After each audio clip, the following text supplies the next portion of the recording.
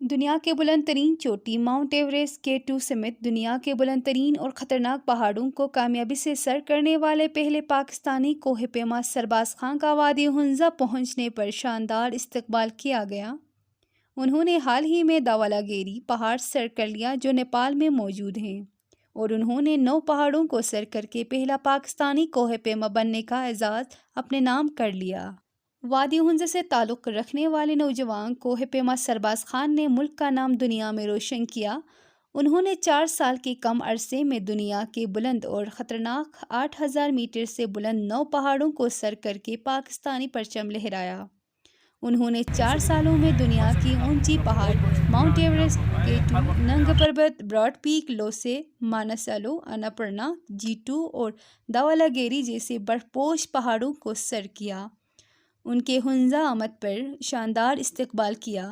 ہنزا سے رپورٹ کر رہے تھے محمد کامران علی۔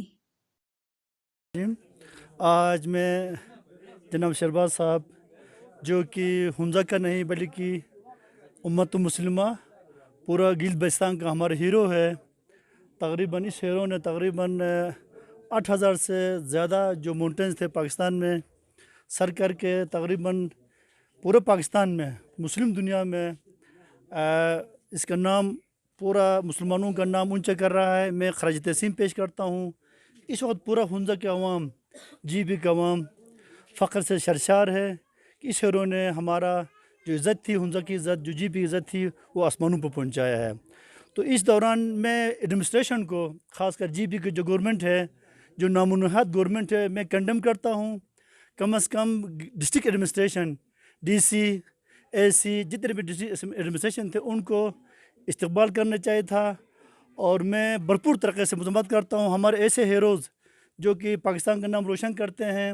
انفارچونیٹلی ان کی کارکردگی جو ہمارے سامنے ہے آج کی جو اس مناسبت سے، اور میں مایوس ہوں، اور میں آئندہ میں ان کو متنوع کرنا چاہتا ہوں کہ ہمارے ہیروز کو ان کی حوصلہ افزائی کیا جائے جو کہ ہمارا باعث فخر ہے۔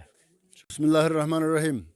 آج عوام ہنزا نے سرباز خان ہیرو، گلگت بلتستان پاکستان کا ہیرو، جنہوں نے 9 ماؤنٹینرز کو جو 8000 فٹ سے زیادہ بلندی کے تھے ان کو سر کر کے قوم کا نام روشن کیا ہے، ان کا والہانہ استقبال کیا گیا عوام ہنزا کی طرف سے۔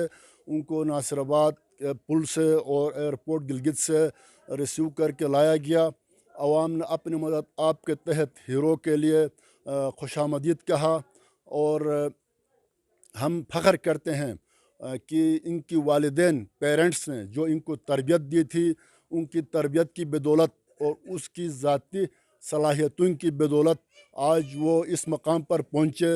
اور میں اپنے طرف سے گلہ کرتا ہوں ہمارے انتظامیہ سے، ضلعی انتظامیہ سے، کہ ان کو پروٹوکول کے ساتھ لانا چاہیے تھا، اور میں یہ ڈیمانڈ کرتا ہوں گورنر گلگت بلتستان سے کہ اس ہیرو کو حوصلہ افزائی کے لیے ان کو انعامات سے نوازے، ان کی حوصلہ افزائی بخشے۔ اگر ہم ہیرو اور زیرو میں فرق نہیں کریں گے، ہم قوم کے ہیرو کی حوصلہ افزائی نہیں کریں گے، کہ جتنے بھی ہیروز ہیں مختلف میدان میں، مختلف شعبوں میں، ہر میدان کے ہیرو وہ حوصلہ شکنی کا شکار ہوں گے۔ یہ ہماری قوم کی طرف سے اور میرے ذاتی طور پر یہ درخواست ہے، گزارش ہے کہ گورنمنٹ GB ایسے ہیروز کا حوصلہ افزائی فرمائے۔ بسم اللہ الرحمن الرحیم۔ سب سے پہلے تو میرا پورے ہنزا کے عوام کا بہت شکر گزار ہوں کہ انہوں نے ہر وقت میرا مشن سمٹ 14 میرا پروجیکٹ کے لیے، جب بھی میں کوئی پیک کر کے آتا ہوں تو میرا ریسیپشن کے لیے آتے ہیں۔ اس کے بعد میڈیا کا بھی میں شکریہ ادا کرنا چاہوں گا، خاص کر ہمارا ہنزا نیوز، اور مجھ سے میرا مشن کے بارے میں اور جو مشکلات آئی ان کے بارے میں پوچھا۔